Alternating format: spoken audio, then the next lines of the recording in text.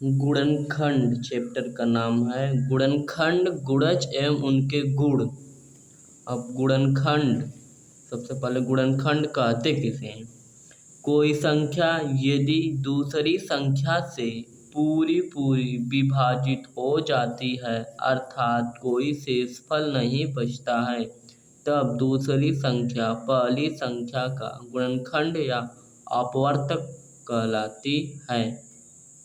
अतः हम कह सकते हैं कि किसी संख्या को पूर्णतया विभाजित करने वाली संख्याएं उस संख्या का गुणनखंड कहलाती हैं। जैसे 6 के गुणनखंड 1, 2, 3 और 6 हैं। गुणनखंड, तब हम शॉर्टकट में लिखें, किसी संख्या को पूर्णतया विभाजित करने वाली संख्याएं उस संख्या का गुणनखंड कहलाती हैं। जैसे 6 के गुणनखंड 1, 2, 3 और 6 हैं। खंड का मतलब होता है इसको खंड खंड मतलब छोटे छोटे टुकड़ों में तोड़ना। अब हम आते हैं उभयनिष्ठ गुणनखंड। उभयनिष्ठ गुणनखंड, उभयनिष्ठ गुणनखंड उस संख्या को कहा जाता है जो दी गई दो संख्या या दो से अधिक संख्याओं में प्रत्येक का गुणनखंड हो, उभयनिष्ठ संख्या कहलाती हैं। जैसे 24 और 36 का उभयनिष्ठ गुणनखंड 4 है, क्योंकि 4 × 6 = 24, 4 × 9 = 36। अब जैसे हम 24 का गुणनखंड इस तरीके से निकालते हैं, 24 का गुणनखंड, तो हम सबसे छोटी संख्या से इसमें भाग देंगे तो 2 की भाग 24 में देंगे 12 आएगा, फिर 2 की भाग 12 में देंगे 6 आएगा, 2 की भाग 6 में देंगे तो 3 आएगा, 3 की भाग 3 में देंगे 1 आएगा। तो हम इसका गुणनखंड लिख सकते हैं 2 × 2 × 3। अब 36 का निकालेंगे, 36 तो 2 सबसे छोटी संख्या से भाग देंगे तो 18 दूना 36 होगा, फिर 2 की भाग 8 में 18 में देंगे तो 2 9 18 होगा, फिर अब 2 से नहीं कटेगी तो हम 3 से भाग ले जाएंगे तो 3 3 9 होगा, 3 1 3 हो जाएगा। अब हम लिखते हैं 36 का गुणनखंड 2 × 3 × 3। अब इसमें दिया उभयनिष्ठ गुणनखंड उस संख्या को कहा जाता है जो दी गई 2 या 2 से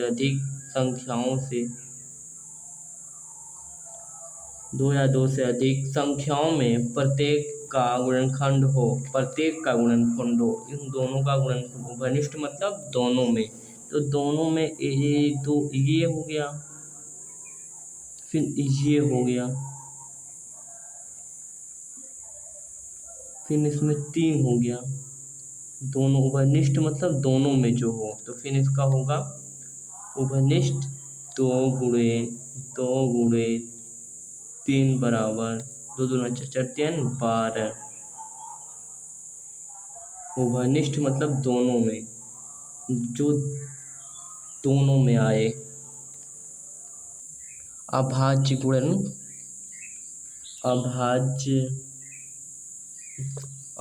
गुणनखंड, किसी संख्या के गुणनखंड यदि अभाज्य हो तो उन्हें अभाज्य गुणनखंड कहते हैं। जैसे 18 के अभाज्य गुणनखंड 2 × 3 × 3 होगा। तो सबसे पहले अभाज्य किसे कहते हैं? तो वे संख्याएं जो 1 से और स्वयं से कटे उसे हम अभाज्य संख्या कहते हैं। अभाज्य संख्या तो पता होगी। तो ये यहाँ पर दिया जैसे 18 का हम अभाज्य गुणनखंड निकालेंगे इस तरह से, तो 2 9 18 3 त्रिके 9, 3 एकम 3। तो जो ये 2 है ये भी अभाज्य संख्या है, 3 अभाज्य संख्या। ये जो 2 है 1 से कटेगा और स्वयं से कटेगा, 3 1 से कटेगा स्वयं से। इसलिए अभाज्य गुणनखंड हम ले लेते हैं 24 को। तो 24 का जब हम निकालेंगे तो 12 दूना 24, 2 छक्का 12,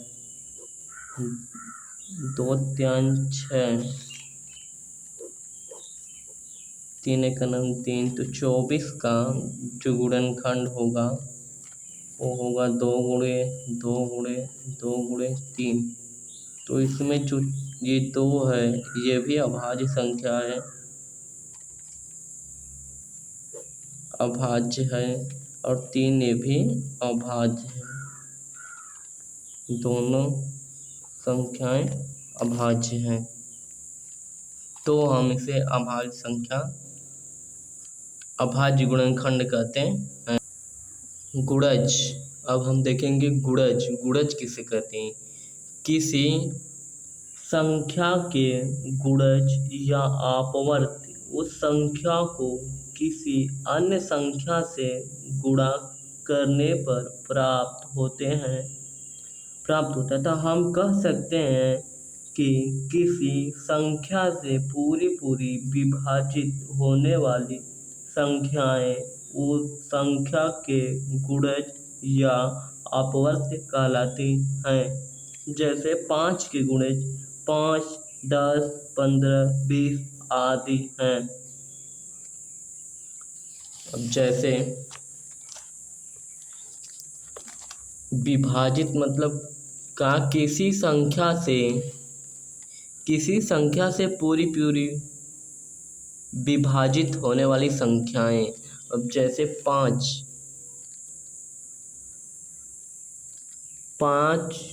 यदि भाग देंगे 10 में तो 5 दूना 10। तो जो ये संख्या है कह रहा है किसी संख्या से, हमने संख्या 10 ले, पूरी विभाजित होने वाली संख्याएं उस संख्या के गुणज होती हैं। जो ये 5 से 10 कटा है तो 5 का गुणज होगा, 5 का गुणज होगा,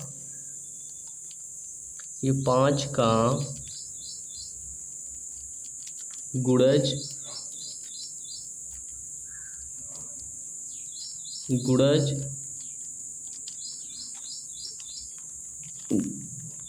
10 होगा।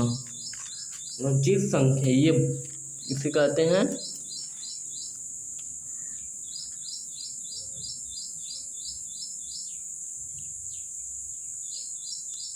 पाँच से भाग दिए 10 में। अब जैसे गुणज 2/4, अब उसमें गुणज किसे कहते हैं उसमें दिया था किसी संख्या से पूरी विभाजित। हम ये 2 को किसी संख्या लिख देते हैं, किसी संख्या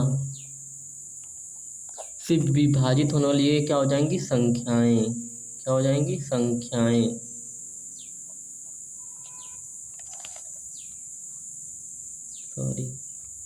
संख्याएं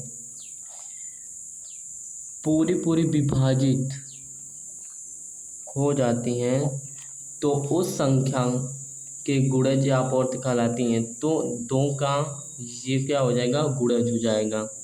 तो 2 का गुणज हुआ। अब 2 के गुणज कितने होते हैं? तो 2 के गुणज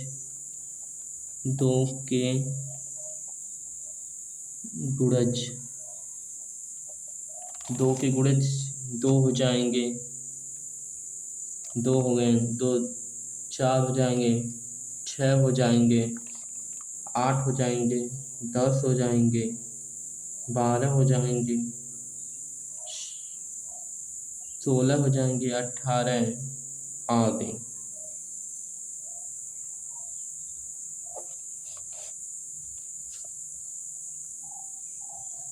ये एक प्रत्येक संख्या का गुणनखंड है।